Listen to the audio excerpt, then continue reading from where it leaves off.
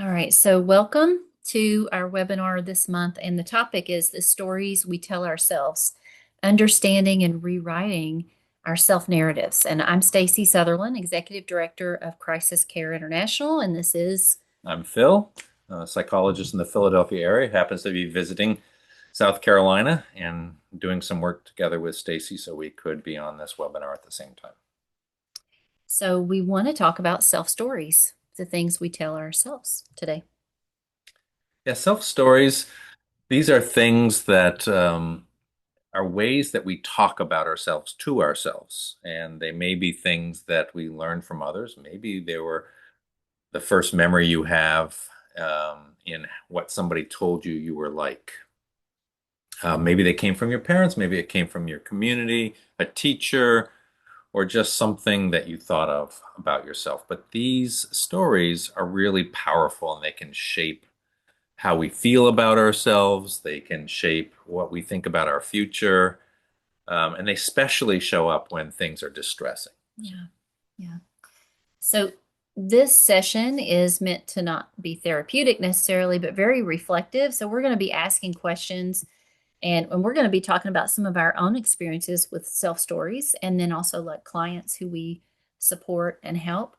And we're going to be posing questions to you guys. And we want you to use the chat, but also because it's going to be a really small group tonight, we are recording, but because it's going to be a small group, feel free to just turn your mics on and engage with us how you want with the questions. Yes, and one of the things that you don't have to worry about doing, you don't have to reveal anything that's, private and you don't want to talk about, but this is a place where it's a rather human thing where we all have ways that we kind of narrate life and ourselves. And so we're just going to talk about that again. As you said, we'll Mhm. tell some of our own Yeah. so that it feels like we're all in this together. Okay.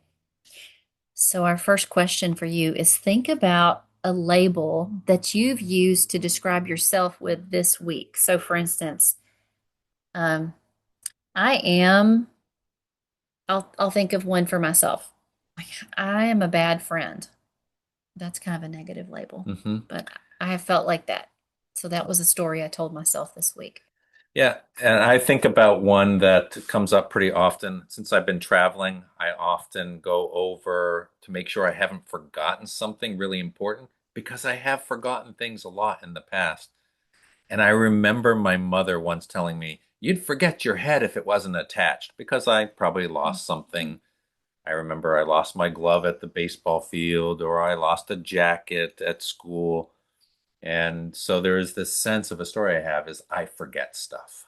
Mm, yeah. So in the chat, you can use the chat if you want, or you can share if you want. But what's a label that you've used to describe yourself this week? I mean, it could be a something positive. So maybe we said something negative, but it could even be a positive label you've given yourself. I'm the life of the party. Mhm, I'm an introvert. I'm mhm.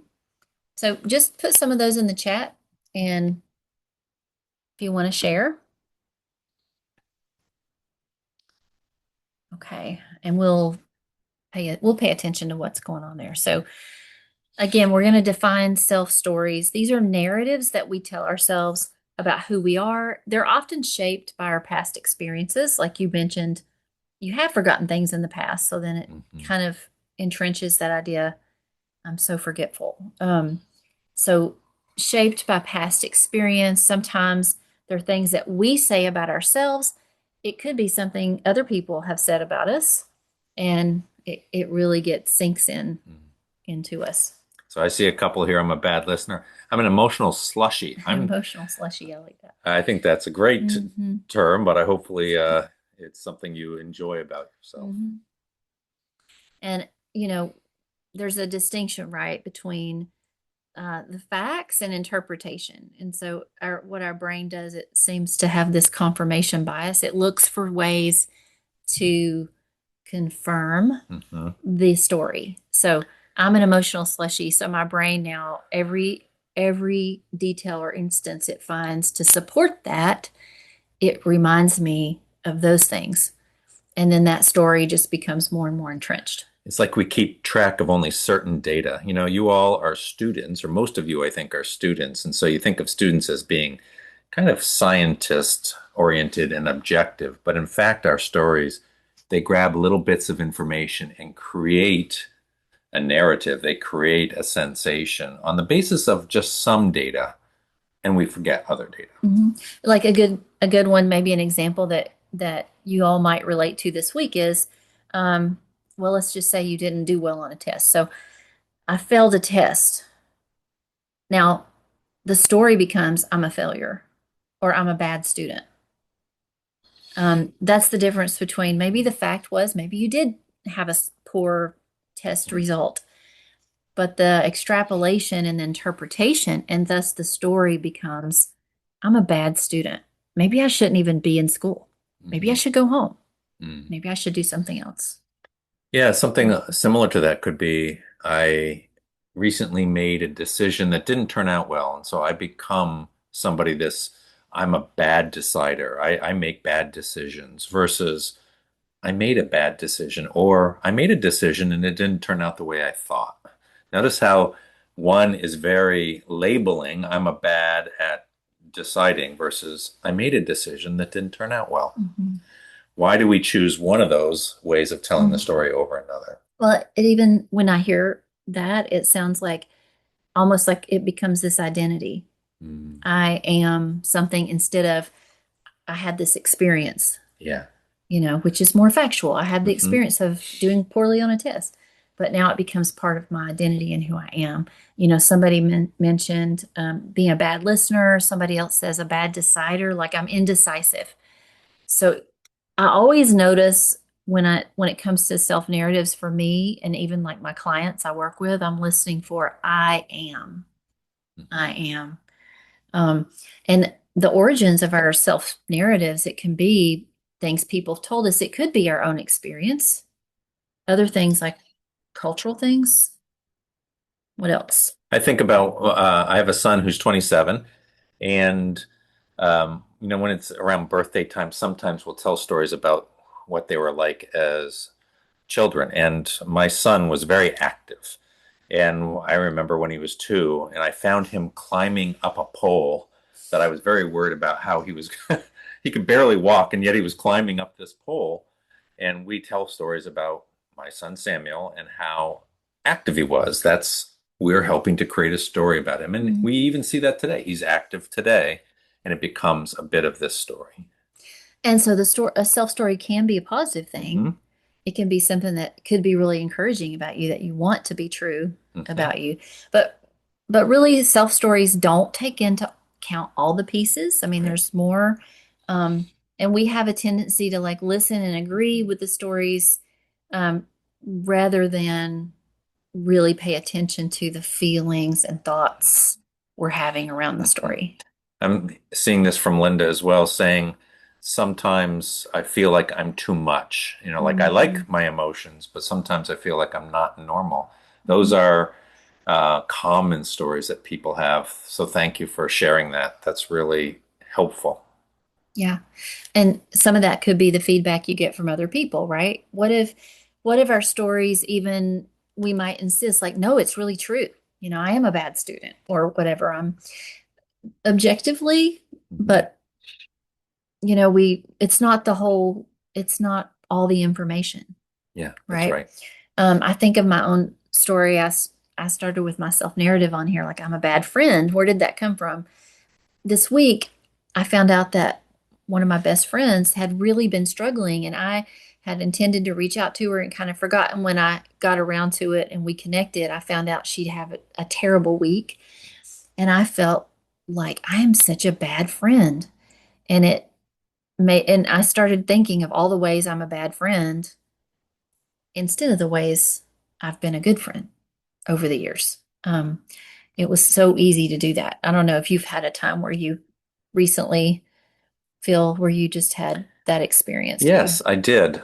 So I am a psychologist, and so I have people who come in for their appointments to see me, and they're based on time. And I went downstairs recently from my office to the waiting area, and there were 2 of my clients at the same time. And instantly I knew it must be my fault. I messed up. I gave two people the same time. I'm so bad at my schedule.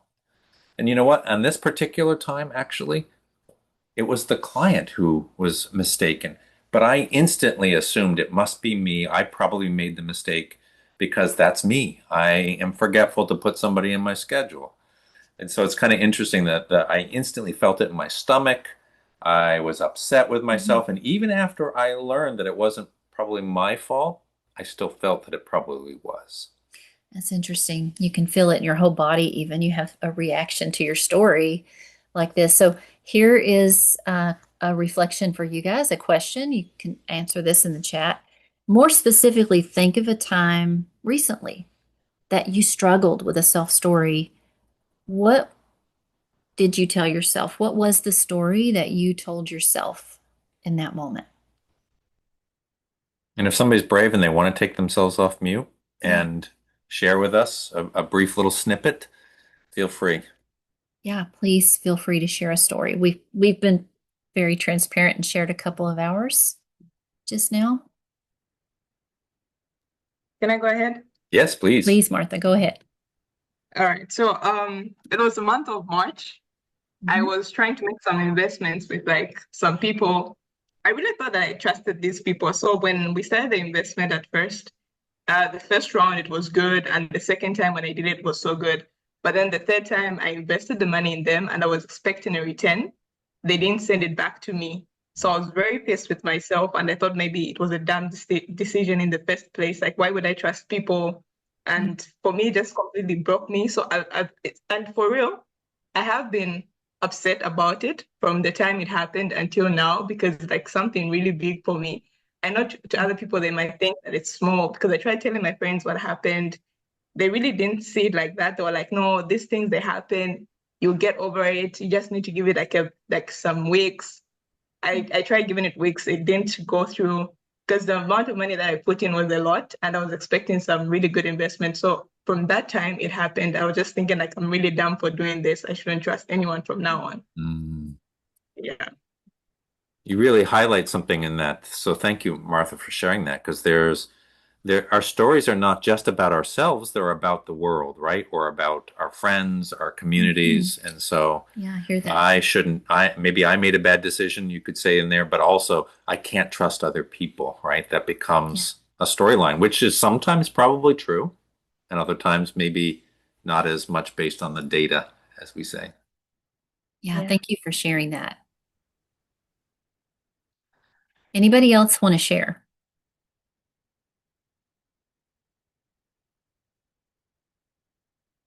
We've all done this. We've all had this experience. It's so common.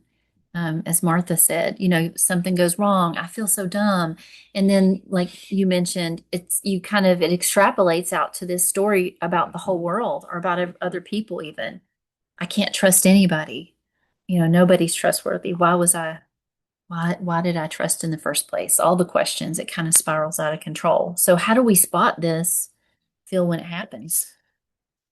Yeah, that's a really good question. So when we have a storyline, and if somebody said one of these things like, I am forgetful or I am um, bad at deciding, if somebody asked you if that was true, you might say, of course it's true. And you give them Mhm. five, six, seven different examples. See, it's true.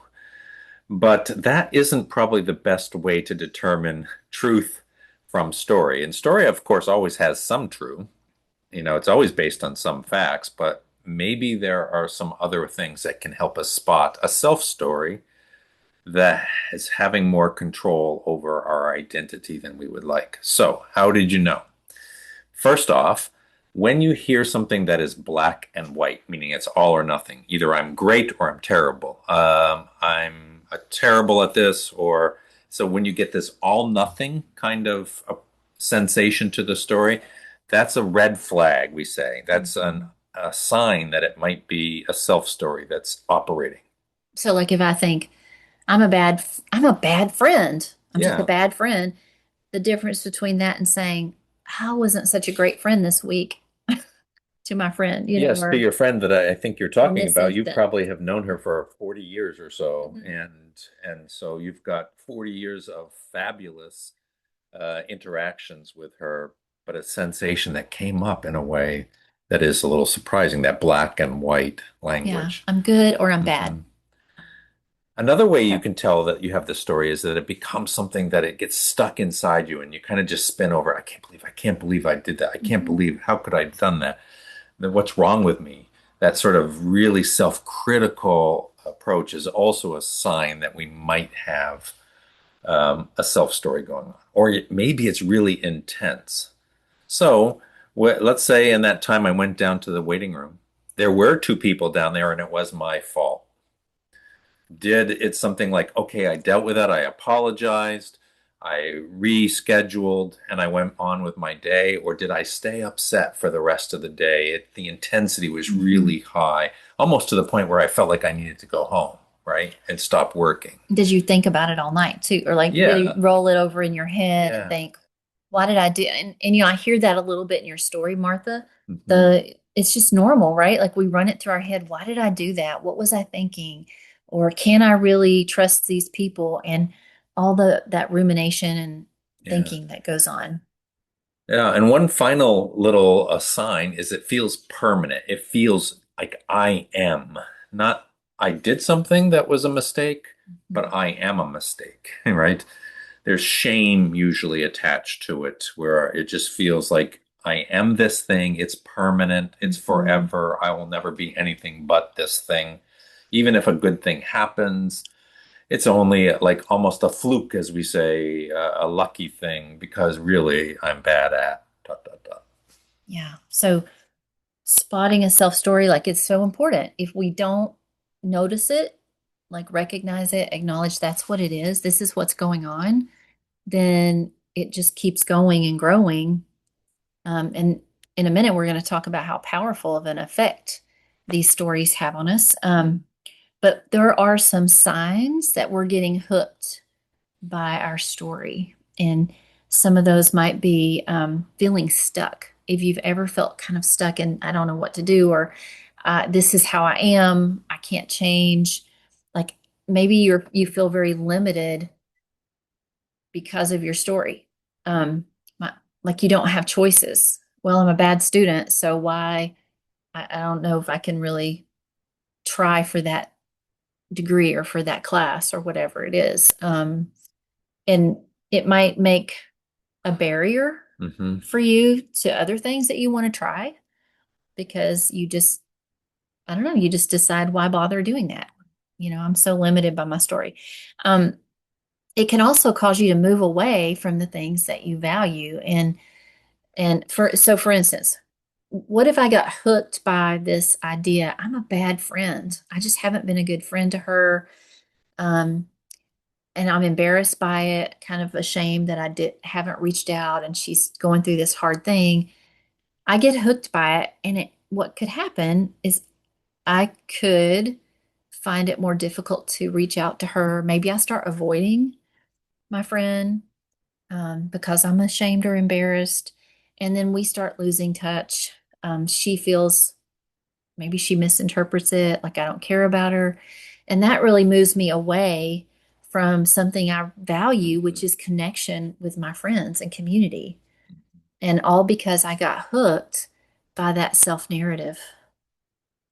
Yeah, here's another one. If you were in a course or a subject that was really hard for you, and I'm just not good at math, and so then I stop going to the class because I'm Mhm. not good. That story hooks me in such a way that's going to have an effect on my future. Mhm.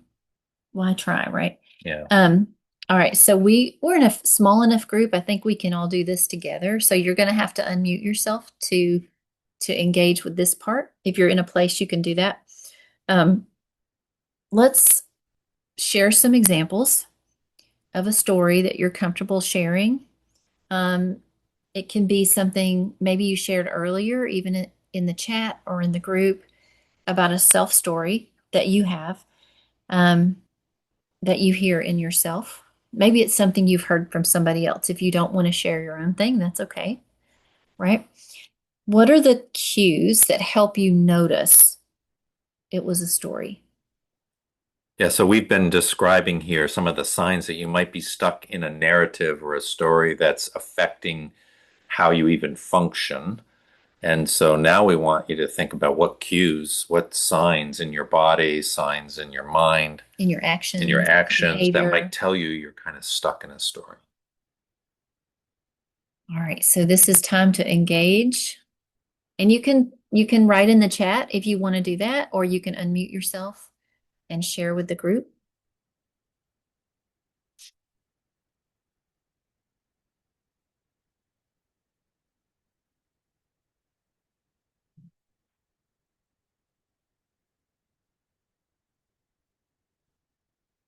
I'll give some examples just to get us going. And some of these may be more extreme than for you than for another. But so for one person that I've done some work with, one of the signs is they start having thoughts about hurting themselves. Maybe not wanting to kill themselves, but just wanting to hurt themselves, like hit their head or make scratches on their arms. That's a sign that they're kind of stuck. What's the self story behind The that, do self you think? story, I don't know what the self story, I do know the self story is that I am a failure and I deserve punishment.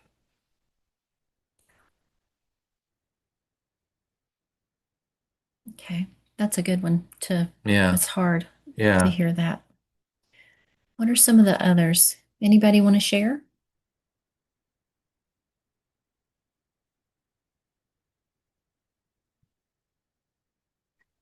I think I'll go ahead. Yes, Okay, Linda.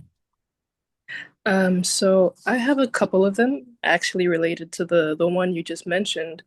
Um, I have struggled with something similar.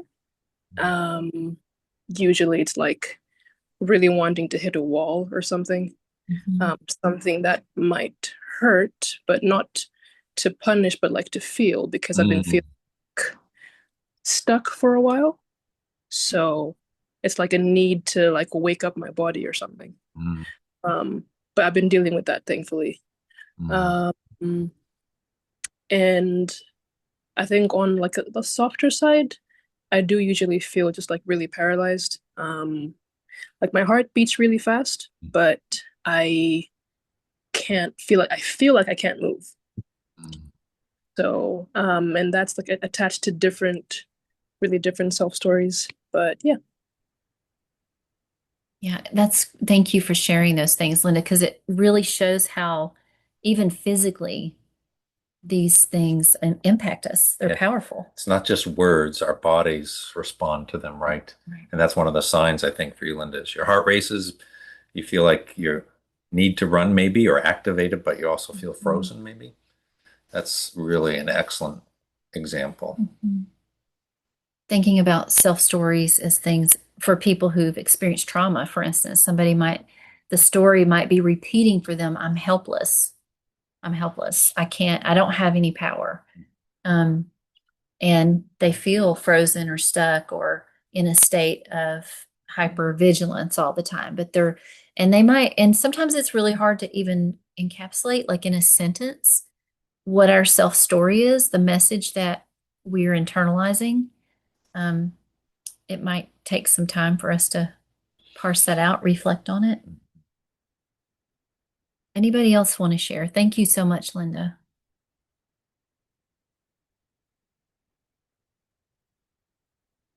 I think I can come in, Thank you, Sally. and I'll try to be as clear as possible. So for me, this is actually something that I'm still working on, and the narrative that I've always had, even from the time I was still a child growing up, is I've always had this mindset of being a savior, Mm. um, being someone who's always there looking out for everyone, and I just recently came to notice that I've also put myself in a position, or maybe it's because of the environment in which I was brought up in. Mm. I I haven't yet pointed out exactly where this came from. I'm not I haven't been someone who's quite receptive of other people's emotions, let alone also me just giving out um genuine, like complete emotions, expressing myself to the fullest. That is something that I quite struggle with. And recently, I just came to realize that I just have to liberate myself, free up the emotions and also receive emotions from others, and also just try to reciprocate. Like that is something that is very beautiful, and I've seen it with I thank God now for the friends that I have around. They just give so much love, and I am so grateful that I've now started to learn how to be, receiving their love and also giving it out. Thank you, Sally. That's really beautiful. I hear that self story like I can't receive, or I'm not allowed to receive love or affection. Maybe I have to be the caregiver. I don't know. That's what I'm hearing those underneath. And it sounds like these healing relationships with your friends are helping you to change that story. Sally, as I listened to that, I was thinking something similar, even for me. I've been a helper much of my life.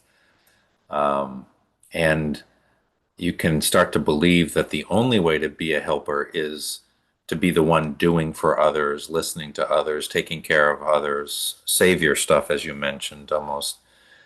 And then later on in life to discover actually it's helpful for others to sometimes be the one who needs, right? The one who needs to be taken care of, or the one who needs to express vulnerability because, frankly, that makes other people feel needed around me. So that's creates this new way of taking that storyline a little bit different, huh?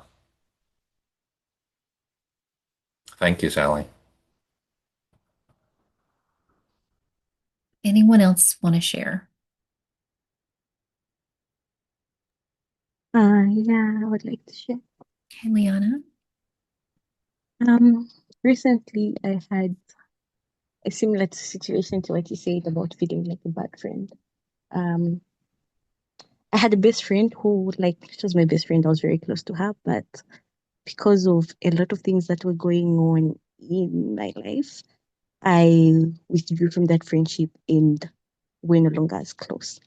So for some time, we like the friendship was no longer there, and I wanted to reach out to her, but I felt like I would, even if I did reach out to her, I would still be a bad friend. And I felt she did not deserve me going back and making her think I want to be her friend and going through the whole process again. But I remember talking to someone about it and how I felt. And they advised me to reach out and just talk. So I recently did, and I realized we both had the same feelings. And me thinking I was a bad friend and me just thinking I shouldn't do it was stopping me from a beautiful friendship, which was rekindled and everything was okay. That's a great example of the power of these stories. Yeah, Yeah. fantastic. Anybody else?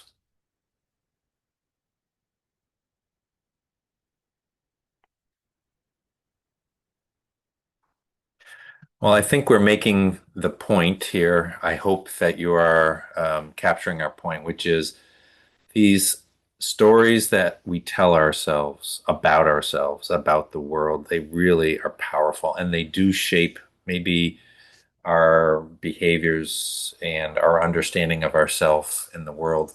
And I might use this little imagery. They understanding these stories, becoming clearer about them, these stories can either be a prison to us or a portal. What do I mean by that? A prison. They trap us in this is the only way I am. I will be forever slow to respond well to a crisis, for instance, or I will be somebody who is more prone to fail or doesn't do well in relationships. So there's ways that we can be imprisoned by a storyline where we come to believe that this is the only way. And maybe it even stops us from trying something new. Or it can be a portal to ask ourselves really curious and compassionate questions. I wonder how this story got created.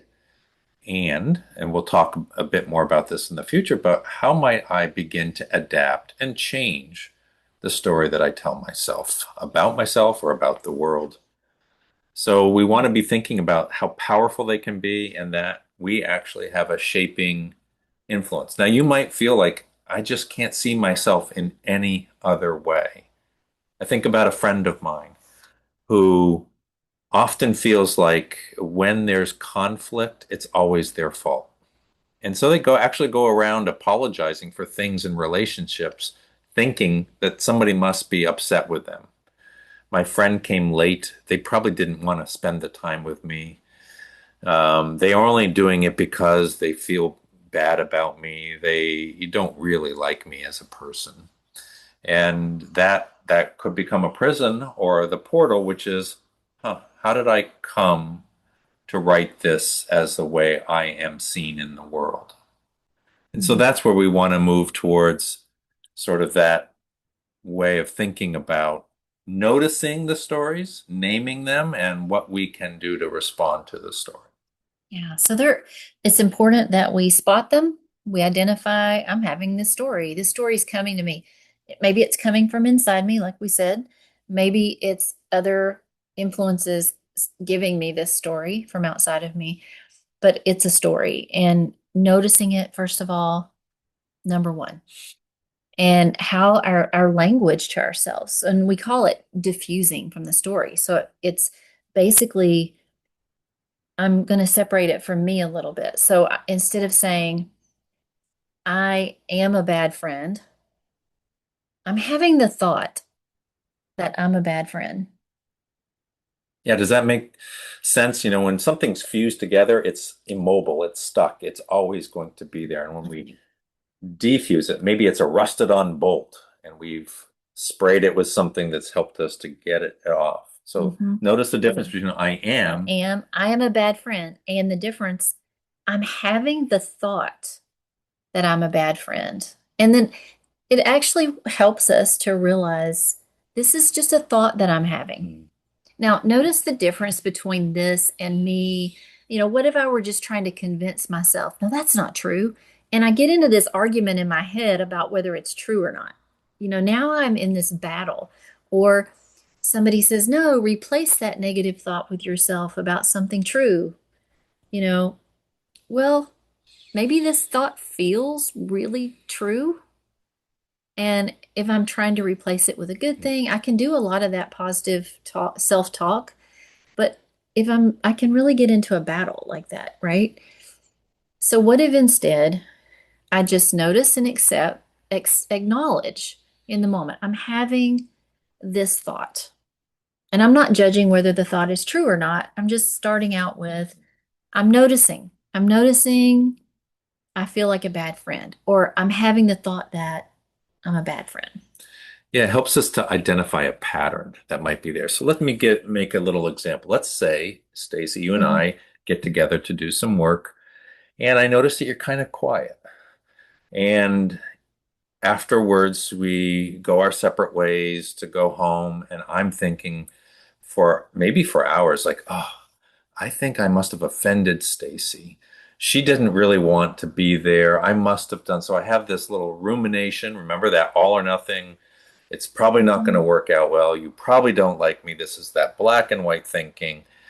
And so if I am fused with it, I believe it, and then I start acting on it. Maybe I might avoid you, or maybe I start writing you emails like, I'm really, really sorry. You probably were upset with me, and I'm trying to fix it, right? Versus, oh, I'm having this thought that Stacey might be mad at me. It's me stepping back from the thought a little bit, noticing it, observing that the thought is there. I'm still upset. I'm still concerned about it, but I'm stepping back a little bit just to try to notice the pattern. Just giving it space. So it's that language shift to yourself that just creates a little space between you and this thought, this self narrative, right? So here I want to challenge you for a minute and see if you can write something different. Okay, so some of you shared in the chat earlier some of your self stories.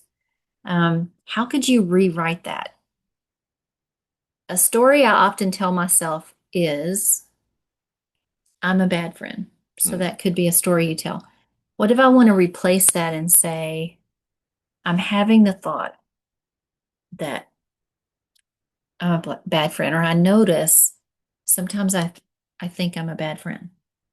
So I'll give you an example. And as you think about writing, if you have pen and paper, it would be great to try writing this down. You don't have to necessarily write it in the chat, but if you want to, you can. One example could be, I'm sensitive to angry people. I can't take angry people.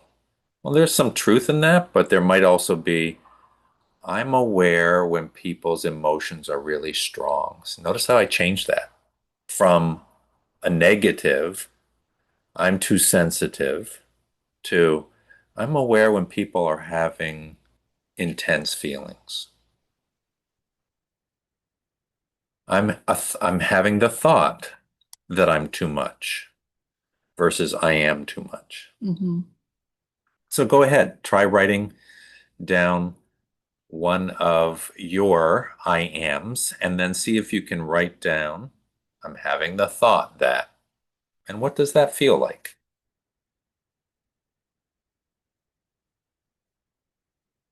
And Phil, this makes me think about how even we can apply this in situations where I think Linda, somebody mentioned, even feeling the stress in your body, Mhm. and it can feel out of control. So even think about feeling panicky. I get panicked when I have to present a project in front of people, or maybe it's some kind of trigger for you, and you get a little bit emotional, you start crying, something that happens, and you're noticing something in your body right away. Those things can spiral out of control, and it's this message.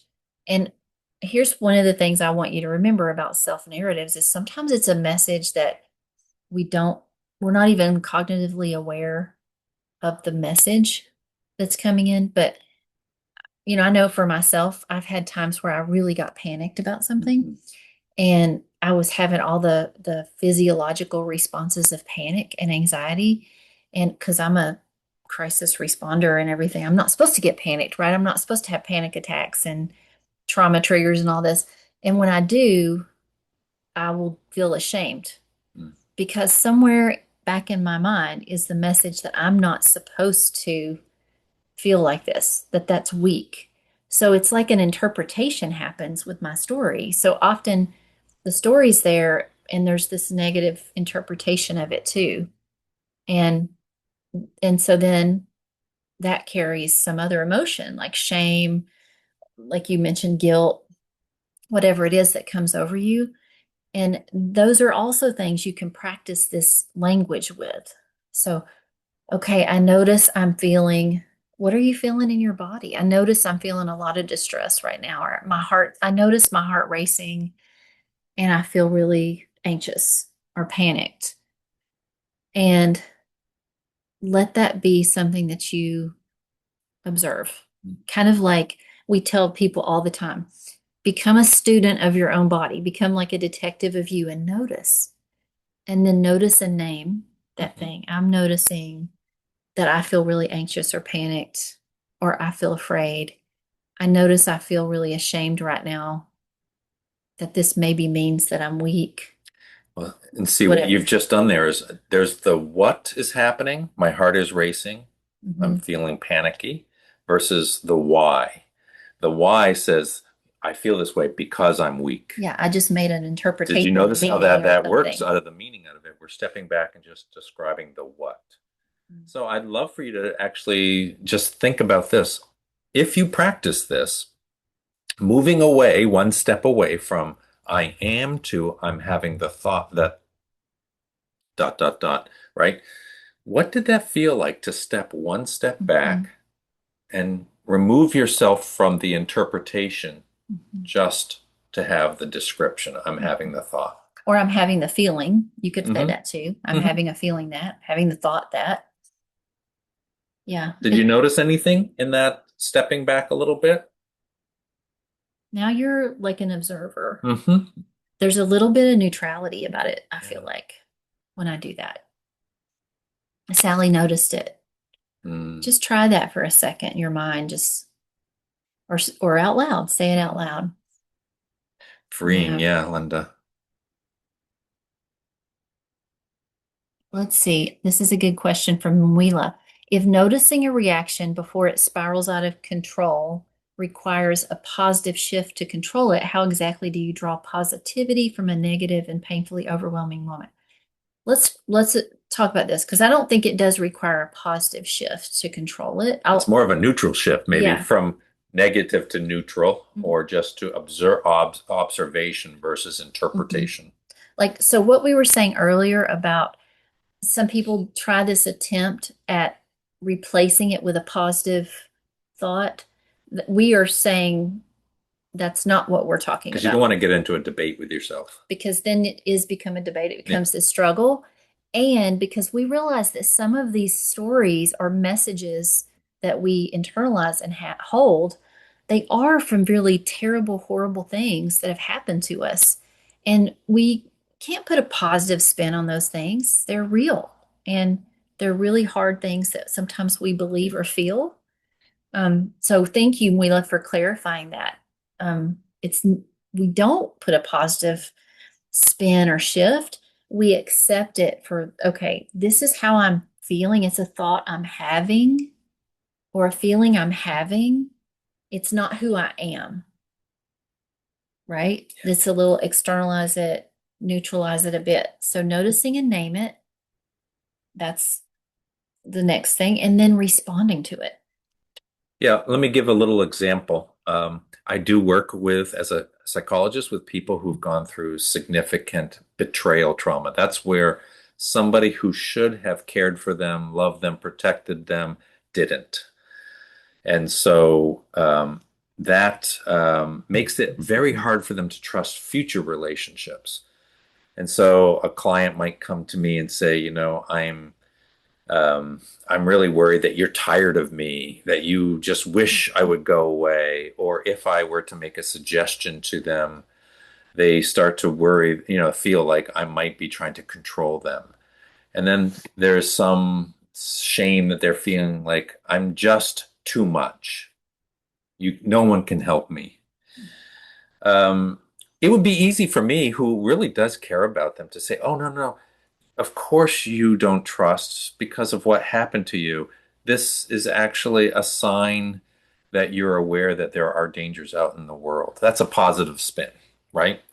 A positive response, but they don't need to go there yet. Maybe they will go there in the future, but what they need to do is, like, when I'm around people, I feel on alert. I feel my heart racing.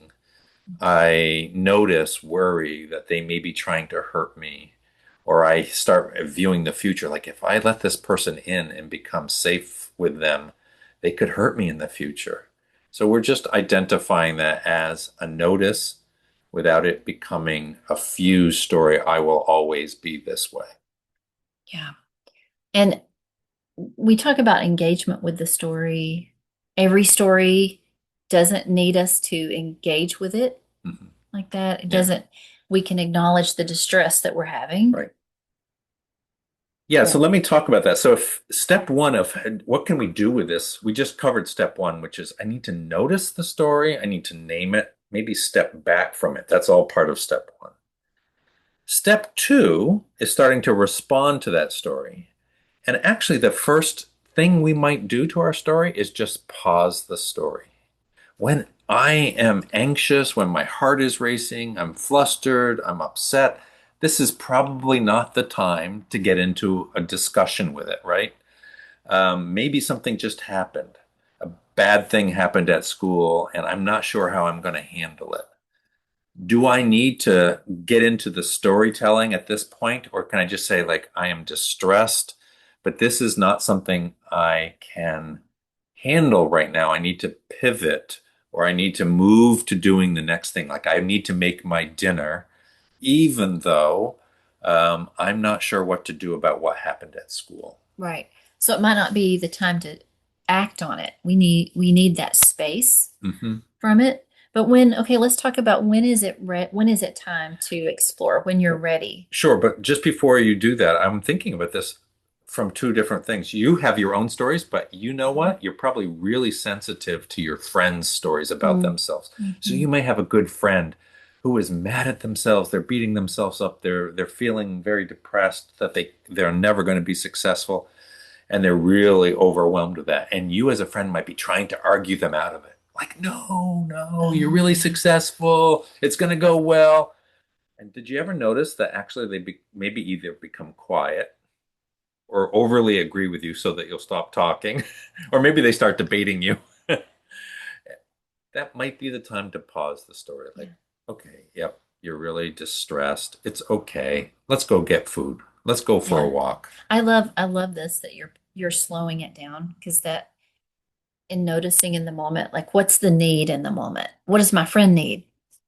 And could it just be regulation? Yeah, You yeah. know, could it be this story really dysregulates me? I feel myself being all upset by it and lots of negative stuff going on in my body, and I need space from it. I need to do something different. Like you said, move. What else can we do to help regulate a lot of distress? Yeah, so sometimes it is doing something that's a calming activity. Like if I tried to talk to myself, I would just get stuck and lost in a Mhm. spiral. But maybe I'm going to do something just to notice my breath. I'm going to shut my eyes and imagine myself in a calm place Mhm. and start to do this. Maybe I will put on a, a show like on YouTube, or maybe I will, start WhatsApping with a friend about something unrelated to my problems, just to distract myself a little bit. Walking is one of those things. Walking, What are some of the things? exercise, Yeah. um, Making a cup of tea and stretching. I say even when you feel like you're a little bit frozen and stuck in something, can you just move a little bit? Like can you do a little gentle stretching? Um, Anything to kind of warm yourself up. You think of yourself as being warmed up or frozen. What opposite thing do you do to help yourself through that time? To, like you said, maybe we just need a little um, something to take us out of that story for a bit into a different space. you used an example recently of somebody who took something out of the refrigerator when they're all really almost overheated emotionally, and put the cold The thing cold pack, like right right here. near their chest and just Mhm. felt the coldness, helping them slow things down and feel like they're cooling down. Mhm. It seems maybe silly or simplistic, but this person, right, you said, just It's started feeling better. and for those of you who are like in the medical profession, you know that this polyvagal nerve has everything to do with these physiological sensations. And so that cold on the chest, you can even put like a cold drink on your face or here. That cold, it works. I just had a client the other day. She was talking about just really struggling with rumination and feeling kind of panicky even in the session. So we went out, we got a cold pack, and she just put it right here, and it just calmed everything down. So that's a little trick. Just something to get yourself regulated if the story that you're in is really dysregulating you. Maybe before we go on the how do you explore the story and reauthor it, you guys could tell us a little bit. Is there something you do when you feel stuck in a story that helps you sort of move away from the rumination and the spinning cycle? Okay. Somebody says, let's see, can we say that our feelings are a product of our environment? Let me read a little bit. As you guys please keep Yeah. have at it. Put some things in the chat. It's all good. Everything's welcome. Our feelings are not just a product of our environment, but certainly our environment has an impact on them. We We're impacted by ourselves, our histories, our stories, our personalities, our biology. So our feelings are a product of many things. There's no one thing. But how we narrate what's happening. So on the one hand, somebody could have something that feels risky feel exhilarating, whereas somebody else feels risky is panicky, right? It has to do with experience and sensations and frozen, right? Yeah. Um, and just talking about being if you're an emotionally detached person, how do you help someone who is? And let's hold on to that because we're going to have a question and answer time. We're going to have plenty of time at the end. Wheeler, you're asking good questions, so don't worry about hold asking. on to that. Feel free to do that. And anyone else is welcome to put questions in the chat too, and we can come back to them. Linda said having a little cold water splashing on the face or whatever. Yeah, take that and just feel it on your face for a moment. Any one of your senses can help you sort of redirect at a moment. Something you smell. Maybe you have a nice lavender smell or some peppermint Nice. Thyme or some sort of spice that you're going to smell a little bit that brings you pleasure. Or warm tea. So sitting with a warm cup of tea, just calming your senses a little bit. These are just ways to slow this whole process down a bit. Give yourself a little space. But when you do have space enough and you want to start exploring in a curious way, like how might I rewrite my story? I want you to think, since most of you are students, just this little image. If you use Microsoft Word, which is what most people use to write a paper, right? As you're writing, you probably have that experience where it's autocorrect, right? It's showing you that you didn't spell a word correctly. Or it might even give you a suggestion. Here's a way to rewrite that from passive voice to active voice. Do you know this? If you're writing passive voices, it was cold, or the temperature, some other way where you're using more active voice, you can really edit your paper and make it sound a little different. And of course, a friend could read it and make marks on it, like this is repetitive, or you can explore here and say more. So I want you to think about being the editor of your story. All right, think about this. You are the editor. How might you begin to look at the storylines that you are writing? So one way you could do that is actually journal it out. Let me journal out the story that I usually tell myself when this thing happens. It doesn't have to be a lot of sentences, but it could be a few lines. And then I can stop and look back at that. And now, if I were a friend reading this, how might they be the editor? Would they add a line? Would they notice an interpretation that feels like in cement, it's rigid like rock, and start to break it up a little bit? They would have a different perspective on your story, right? Yeah. They would see things that maybe you didn't notice about your story.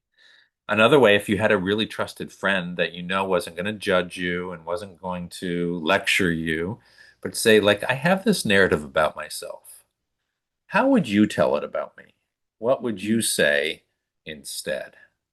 And then you could listen to it, and you could even write down an alternative line. Like, my friend says this. I'm not sure if I believe it yet, but I want to sit with it. I want to sit with this as a possibility.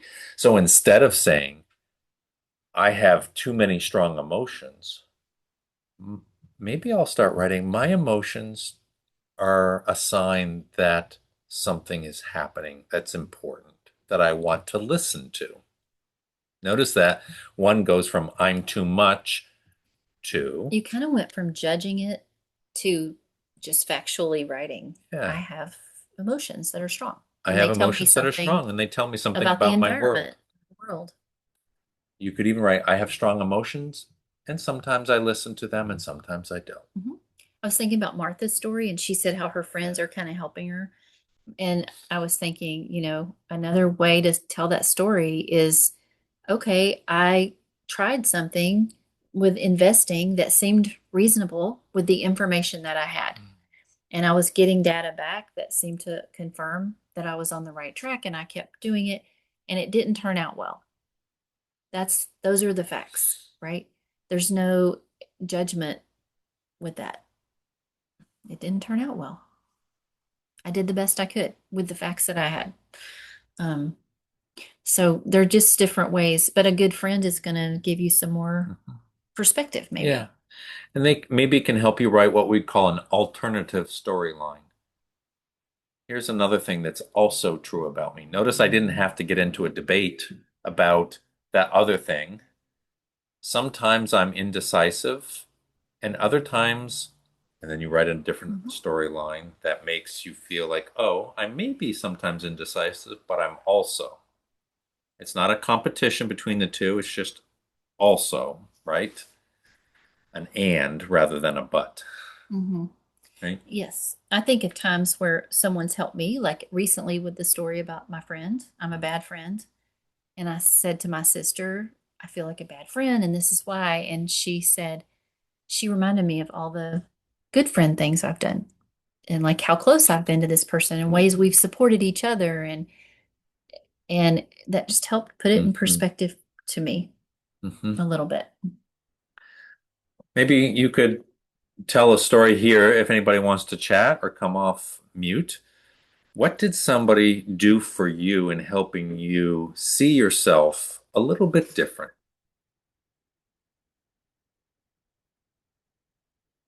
Can you think of a story where someone helped you accept some part of yourself as maybe not so negative, but a bit more positive?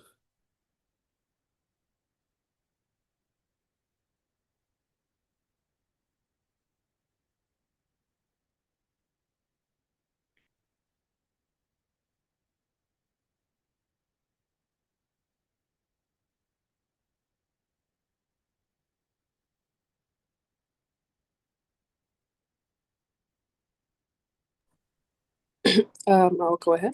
Yeah, Linda. So I've had several conversations with close friends of mine that when I tell them what I'm feeling or what I'm telling myself, um, they have very skillfully not tried to change that, but help me to ground myself in the reality of the situation. Mm. Um, like for example, recently I was telling a friend that I felt embarrassed about a situation that I was in, even though I believed I was following God's calling. Mm. And her response was understanding that situation, and also reminding me of the facts of the situation that caused the situation to happen, many of which were outside of my control, and some of which were in my control, but I reacted to them with what I understood in that moment, what I could do. So it brought me back from, I guess, judging myself for certain things, but and back to observing the things factually, being neutral, and basically regulated, I'd say. That's great. That's great, Linda. She gave you more of the story Mm-hmm. too, right? Mm-hmm. Sally, the question is maybe was a little bit vague, but what are things that friends have done that helped you see a situation and yourself a little bit differently so that maybe you told the story of yourself a little bit differently?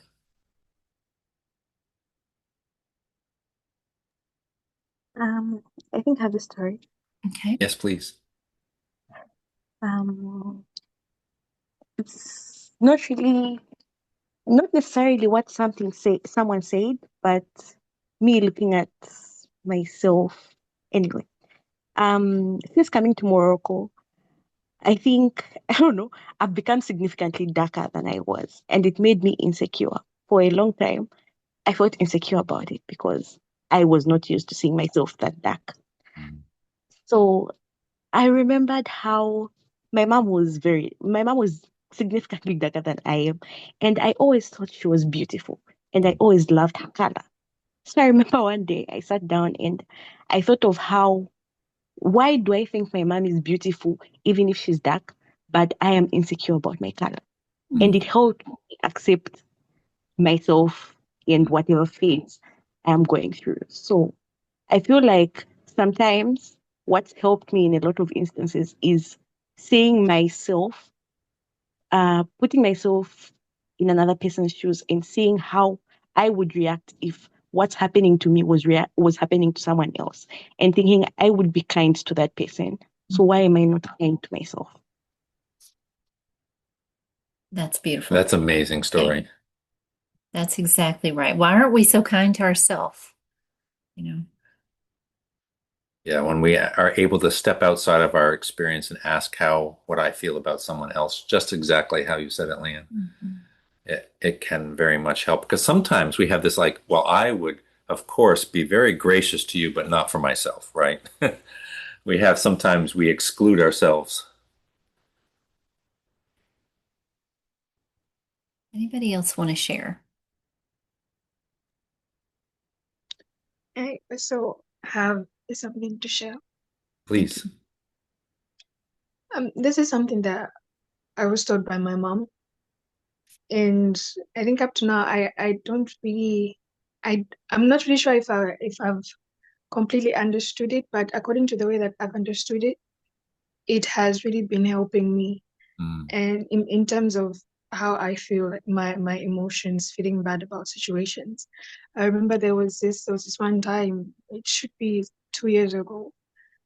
I found myself in a situation. Um, someone made me feel bad about something, and that person, of course, wasn't even like a close friend, but it's just someone that I was trying to help, and then they did something that really made me feel bad.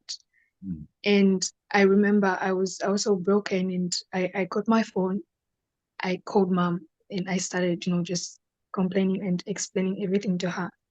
And then after her listening to my part, she just responded and told me to say, "Don't worry, all of this is going to pass away." And in the end, life was meant to be felt. So just that statement, life was meant to be felt, and all these things are going to pass away, really really did, stand out in that conversation. And that is really something that I always remember whenever I get like overwhelmed and all of that. I always remember to say, this is indeed a sign that I am still alive, and this isn't the first time that I'm actually, feeling these emotions. They will pass. Yeah. That's so important. Thank you, Sally. That's really a great segue into this last part because Yeah. having someone reassure you that this feeling is here, it should be heard, this emotion, but it will pass. Yeah, that's important. Thank you for that. And, I think about just the power of having someone else speak into your life, someone that you love and trust and who loves you and who sees you, and for them to speak into it and tell you more of the fullness of your story, maybe the things you didn't notice before. So, like we've said before, self stories can really pull us away from what we value, the way that we want to show up in the world, um, just the way we want to be and what we want to experience.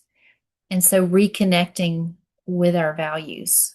If your values are community, if your values are, education or friendship or whatever, keeping yourself in a place where you're not hooked by that story, and it might mean the story is there, the story is in the background, or like we said earlier, I notice I sometimes have this story, or this is coming up for me, this thought is coming up for me, but can I still live and work and behave in ways that align with what I value and how I want to show up and what matters the most to me?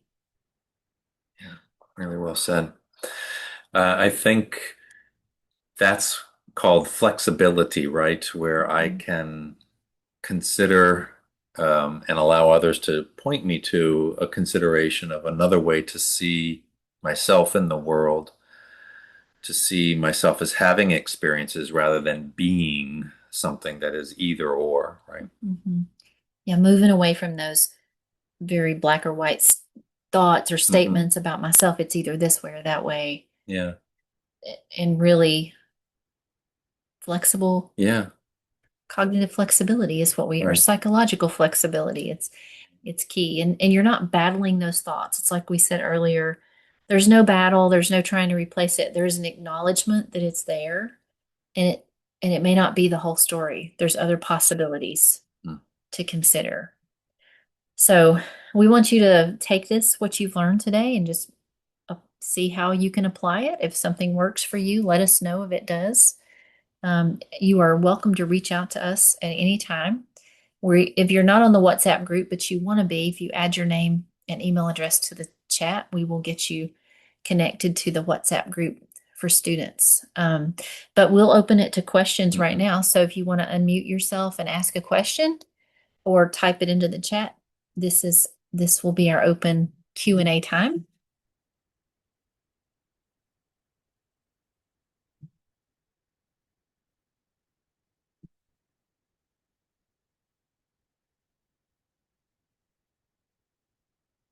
Also, while people are thinking about this, or any questions you might have, we are going to organize a support group online.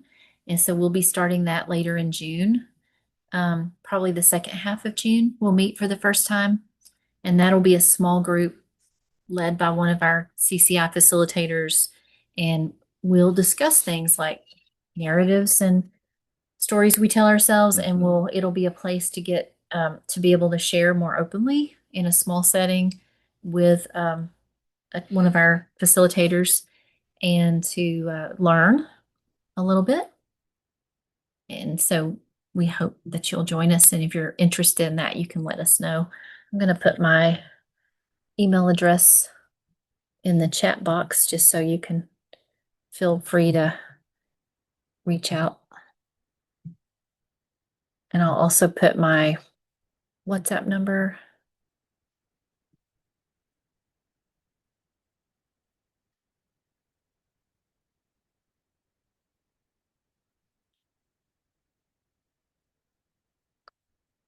Right. Are there any questions before we go? We left plenty of time if you have them, or any comments.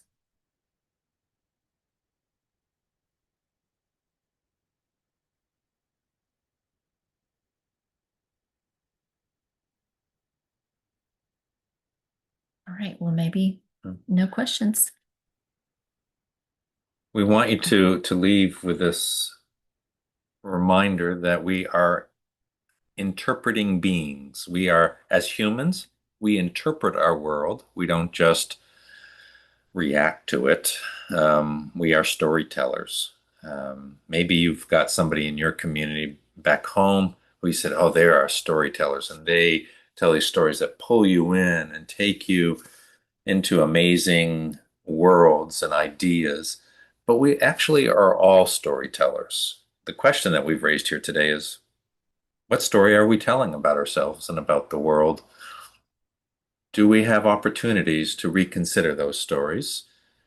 Are there some things that we are saying about ourselves that are worthy to pause for a little bit, that we can step back from, maybe to have some curiosity and start to consider, might there be another way to tell the story of me? We are responding to our world, and there are good things, and there are hard things, and there are neutral things, and things that we can't really even make sense of. And there are things that people have told us about ourselves, right? Some things are really painful. I've had clients before who've been told from an early age that they were a mistake, that they were unwanted, and you can understand how that would have a huge effect on them. But even sometimes clients have been told that you are going to be the savior of our community, or you're the brilliant one in the family, and that puts so much pressure on them to always succeed and always to put other people first in a way that wasn't healthy. So hopefully you've had an opportunity to just notice your stories and to take a step back from them, just to observe them, talk to a friend about them, even consider how you might be an editor of your story you've been telling. Thank you so much for joining us.